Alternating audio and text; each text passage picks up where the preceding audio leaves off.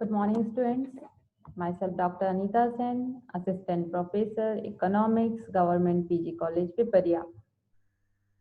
जैसा कि आप लोगों ने बताया कि आपको पिछला वीडियो समझ भी आया और अच्छा भी लगा, तो इसीलिए कुछ बच्चों ने बोला कि 4th यूनिट से भी एक टॉपिक जो उन्हें समझ नहीं आ रहा है उसे समझाऊं, तो इसीलिए मैंने एक और वीडियो बनाया है जिसमें हम उत्पादन तकनीक के बारे में पढ़ेंगे। उत्पादन तकनीक को पढ़ने के लिए सबसे पहले हम पढ़ेंगे उत्पादन तकनीक की प्रस्तावना क्या होती है, यानी उत्पादन तकनीक होती क्या है। उत्पादन तकनीक के प्रकार, दो प्रकार होते हैं, श्रम गहन उत्पादन तकनीक और पूंजी गहन उत्पादन तकनीक। श्रम गहन उत्पादन तकनीक के लाभ और हानि के बारे में हम लोग देखेंगे। उसके बाद हम लोग देखेंगे कि पूंजी गहन तकनीक के लाभ और हानि क्या होते हैं। उसके बाद अल्पविकसित देशों में चुनाव की कठिनाई क्यों आती है और सुझाव और उपसंहार के बारे में हम लोग देखेंगे।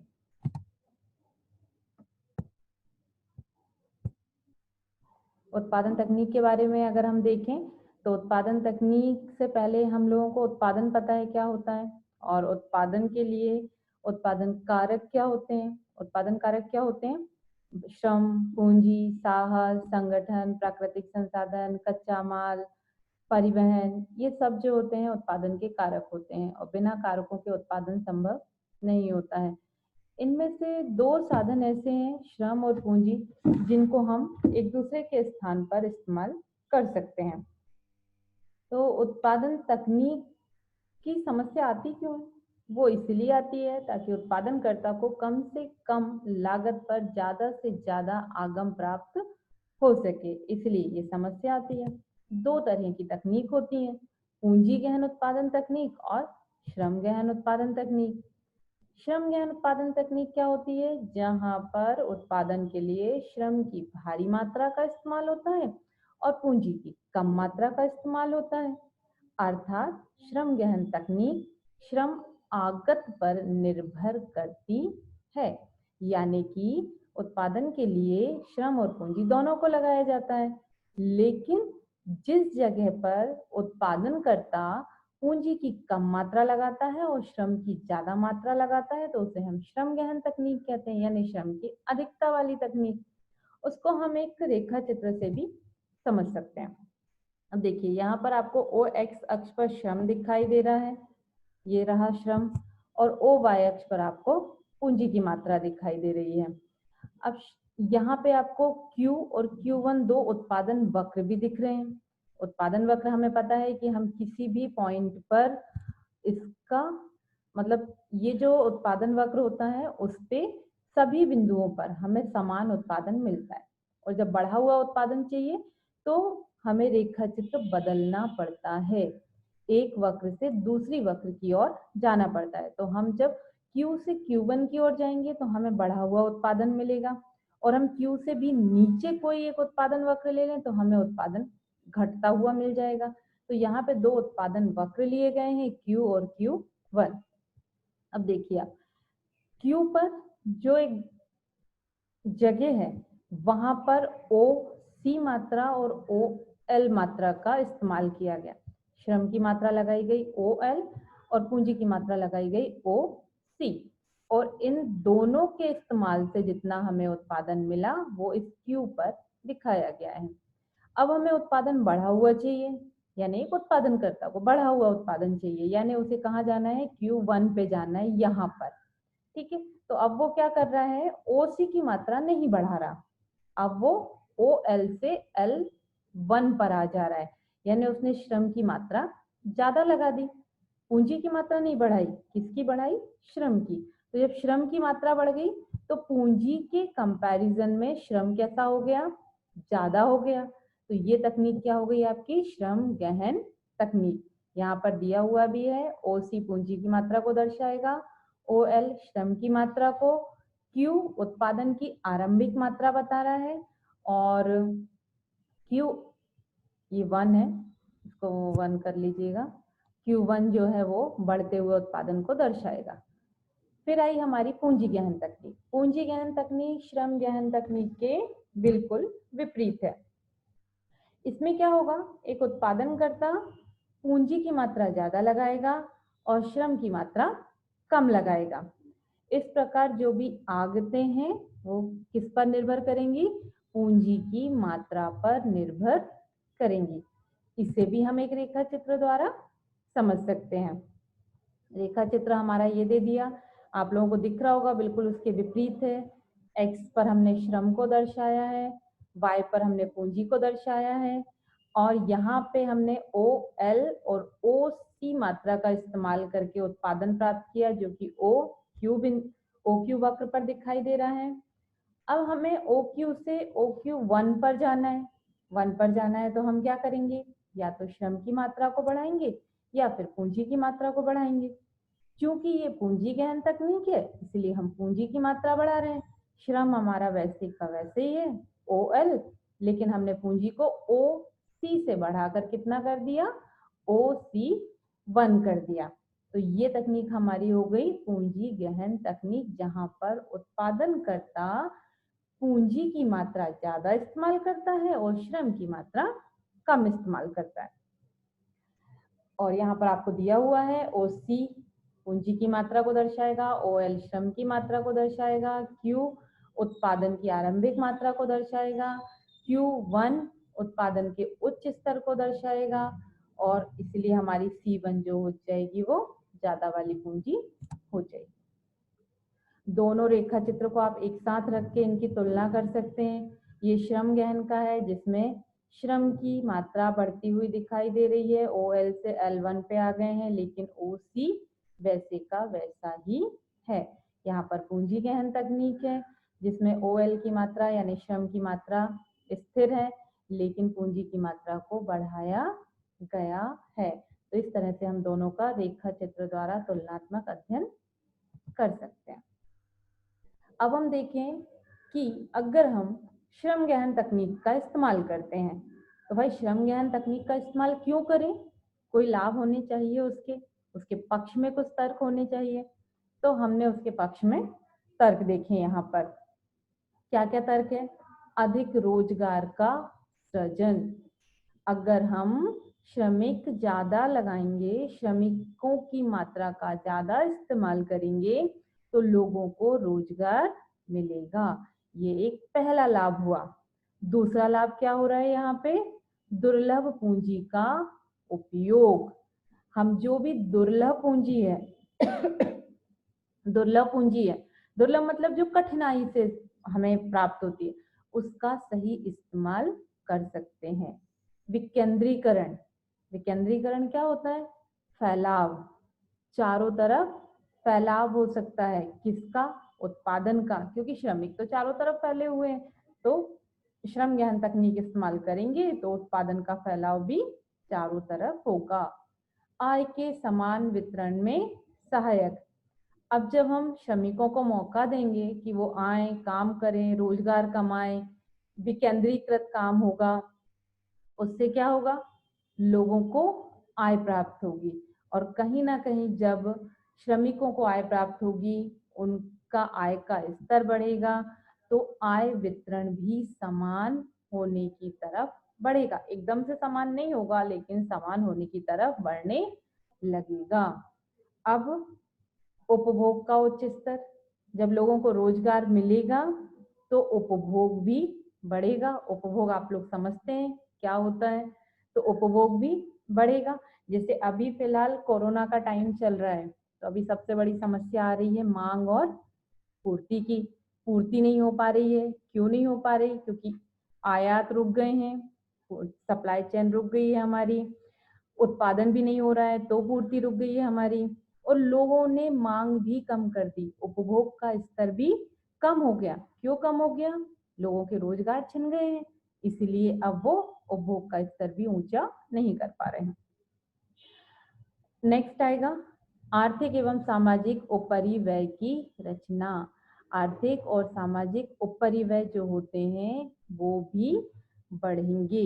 अब आर्थिक सामाजिक उपरिव्यय को समझने के लिए पूरा एक टॉपिक है, लेकिन अब जैसे सामाजिक उपरिव्यय क्या होते हैं? शिक्षा, स्वास्थ्य, सड़क, परिवहन, ये सब सामाजिक परिवहन मतलब जो समाज के काम आ सके। आर्थिक क्या होंगे?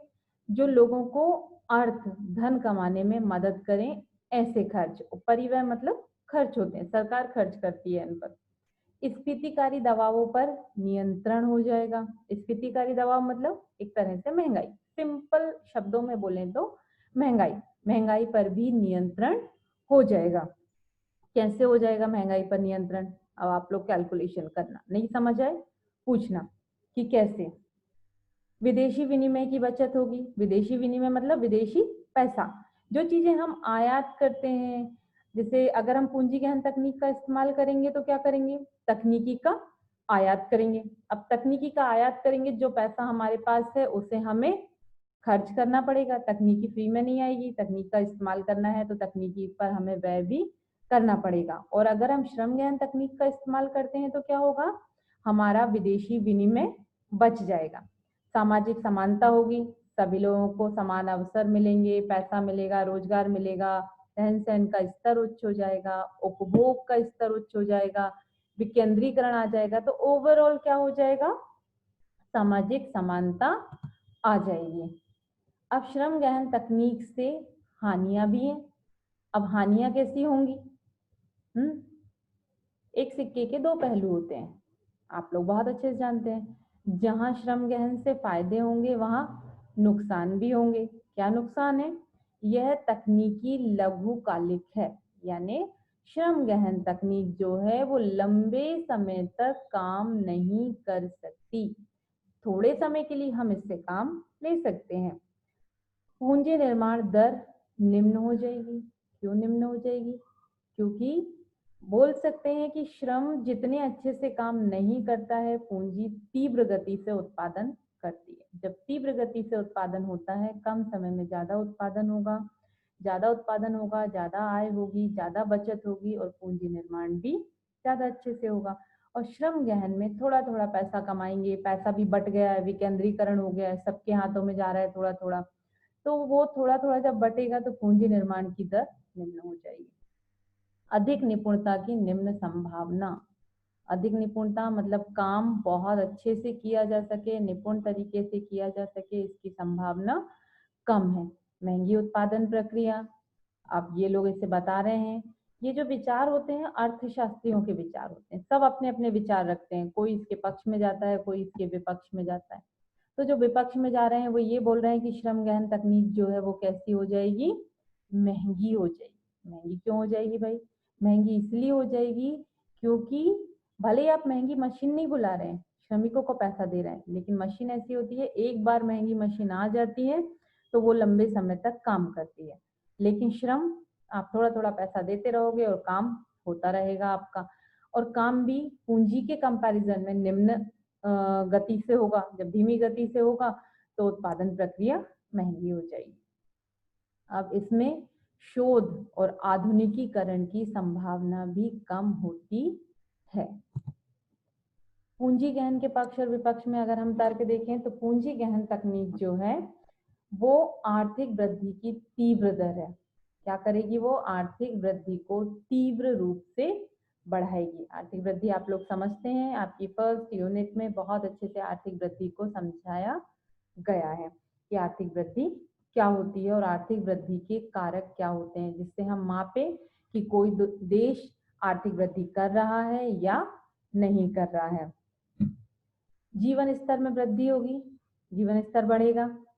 उत्पादन की आधुनिक एवं कुशल विधियां आएंगी। पूंजी गहन तकनीक है, नई टेक्नोलॉजी आएगी, नई नई मशीनरी आएंगी, तो स्वाभाविक है कि विधियां भी कुशल होंगी, आधुनिक होंगी। लोगों का जीवन स्तर बढ़ेगा, प्रति श्रमिक उत्पादन का उच्च स्तर होगा।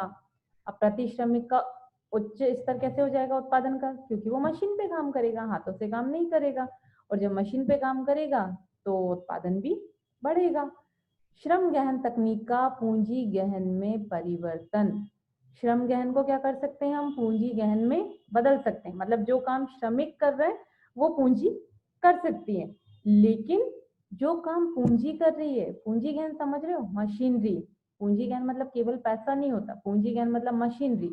तो मशीनरी जो काम कर रही है, मशीन जो काम कर रही है वो श्रमिक पूरी तरह से नहीं कर सकते, लेकिन श्रमिक जो काम करते हैं वो पूंजी कर सकती है। अत्यधिक कुशल उत्पादन इकाई का उद्भव हो सकता है, मतलब अच्छी अच्छी कुशल इकाइयां लगाई जा सकती है। दूरगामी प्रभाव होते हैं। दूरगामी मतलब बहुत लंबा इसमें सोचा जा सकता है, दूर तक चला जा सकता है। जैसे कि श्रम गहन में को बोला है, वो लघुकालिक होती है। सामाजिक उपरिव्यय का सृजन इसमें भी हो रहा है। अधिक लाभप्रद, और पूंजी गहन तकनीक को उन्होंने बोला कि ये श्रम गहन की अपेक्षा अधिक लाभप्रद है। पूंजी गहन उत्पादन तकनीक से हानि भी होती है। भारी मात्रा में निवेश की आवश्यकता पड़ेगी। आपको अगर मशीनरी बुलानी है तो आपको मशीनें कहाँ से बुलानी है? बाहर से बुलानी है, जापान से आएंगी, चाइना से आएंगी। अब उन मशीनों को बुलाने के लिए बड़ी मात्रा में आपको पैसों की आवश्यकता पड़ेगी, जिसे हम विदेशी निवेश भी कहते हैं, विदेशी विनिमय कहते हैं, सॉरी।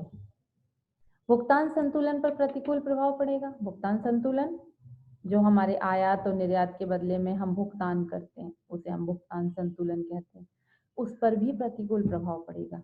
क्योंकि हम ज़्यादा से ज़्यादा मशीनरी बुलाएंगे तो हमारे यहाँ कहीं ना कहीं क्या होगा? आयात बढ़ेंगे। आयात बढ़ेंगे तो भुगतान भी ज़्यादा करना पड़ेगा आयातों पे, तो क्या हो जाएगा? भुगतान संतुलन प्रतिकूल हो जाएगा। रख रखाव की कठिनाई, अब जो मशीनरीज आप बुला रहे हैं बाहर से, उनकी रख रखाव, देखभाल और उन सबको मेंटेनेंस करने में भी पैसा लगता है, तो वो एक कठिनाई आएगी। पूंजी साधनों का व्यर्थता पूर्ण प्रयोग, कुछ लोगों का, कुछ अर्थशास्त्रियों का कहना है कि पूंजी साधनों का जो होता है वो दुरुपयोग होता है इसमें। मूलभूत सुविधाओं की अनुपस्थिति, मूलभूत जो सुविधाएं हैं उनकी भी अनुपस्थिति हो जाएगी। इस तरह से हमने देखा कि पूंजी गहन और श्रम गहन दोनों में ही कुछ फायदे हैं तो कुछ नुकसान भी है। अब अल्प विकसित देश के सामने कठिनाई है कि वो कौन सी तकनीक को चुने। क्यों उसके सामने कठिनाई है? क्योंकि अल्प विकसित देशों के पास पूंजी की दुर्लभता होती है, पूंजी की कमी होती है। अगर वो ये देखे कि पूंजी गहन तकनीक में बहुत फायदे हैं, चलो पूंजी गहन तकनीक को अपन अपनाते हैं, श्रमिकों को नहीं लगाते हैं, जहाँ 50 श्रमिक मिलकर काम करेंगे वहां हम एक मशीन ले आते हैं और श्रमिक केवल एक रख लेते हैं। एक मशीन एक श्रमिक, मशीन को चलाने के लिए श्रमिक चाहिए, तो एक श्रमिक काम करेगा और वो मशीनरी से काम करा लेंगे। लेकिन भाई उस मशीन को बुलाने के लिए आपको पूंजी की जरूरत पड़ेगी। तो हमारे यहाँ पे पूंजी की क्या है? दुर्लभता है। मशीनरी की भी दुर्लभता है, हमें मशीनें बाहर से बुलानी पड़ती हैं। उपयोग की समस्या, अब जो बाहर से मशीन आई है उसका सही तरीके से इस्तेमाल भी करना पड़ेगा, क्योंकि वो मशीन को चलाना आना चाहिए आपको, छोटी मोटी कोई समस्या आ जाए तो सुधारना आना चाहिए, तो इसीलिए वो उपयोग की समस्या भी है। निरक्षरता, हमारे यहाँ के लोग या किसी अल्प विकसित देश के लोग इतने ट्रेंड नहीं होते हैं, इतने साक्षर नहीं होते हैं, इतने पढ़े लिखे नहीं होते हैं कि वो आसानी से उन चीजों को समझ पाए। विभिन्न प्रतिकूल परिस्थितियां या स्थितियां, बहुत सारी परिस्थितियां ऐसी हो जाती हैं जो प्रतिकूल होती हैं, अनुकूल नहीं होती हैं। अप्रचलन की समस्या, ये एक बहुत बड़ी समस्या। जब हम किसी देश से कोई मशीन बुलाते हैं या कोई तकनीक खरीदते हैं, वो तकनीक जब तक हमारे यहाँ आती है तब तक वो मशीन वहां पर अप्रचलन में चली जाती है। अप्रचलन मतलब पुरानी हो जाती है, वहां के लिए ऑब्सोलीट हो जाती है, वहां से गायब हो जाती है और उसका इस्तेमाल हम लोग बड़े अच्छे से करते हैं। तो एक अप्रचलन की समस्या भी होती है। योग्य नव प्रवर्तकों का अभाव, हमारे यहाँ पे क्या है? नव प्रवर्तकों का अभाव है। जैसे मोदी जी अभी बोल रहे हैं मेक इन इंडिया, है ना, बहुत सारी चीजें मोदी लेकर आए, स्टार्टअप इंडिया, ये सब चीजें क्यों है? नव प्रवर्तक अगर होंगे तो इन चीजों का फायदा बहुत अच्छे से उठा पाएंगे। नव प्रवर्तक कौन होता है?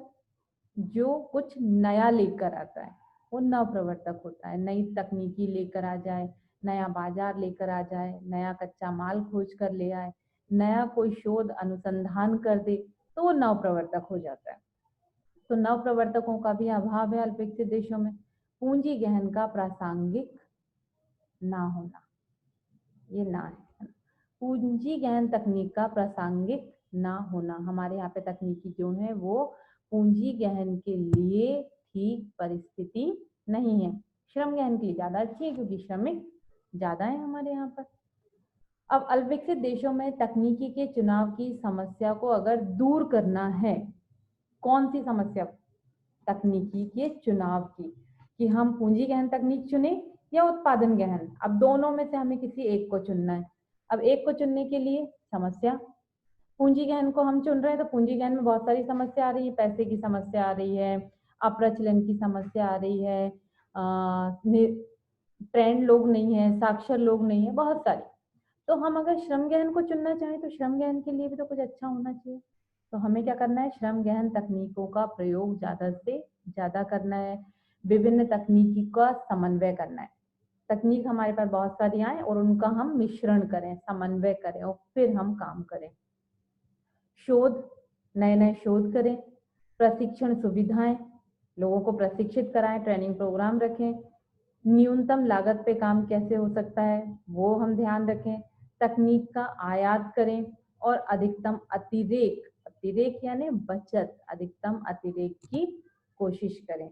तब जाकर हमारे यहाँ पर या किसी भी अल्प विकसित देश में तकनीकी की समस्या का समाधान हो सकता है। तो ये रहा हमारा आज का टॉपिक जिस पर हमने बात की, उत्पादन तकनीक। उम्मीद करती हूँ आप लोगों को समझ में आएगी। नहीं समझ में आए आपको तो अपना व्हाट्सएप ग्रुप है, उस ग्रुप पे आप डाल देना कि क्या चीज आपको समझ में नहीं आई। ठीक है, थैंक यू।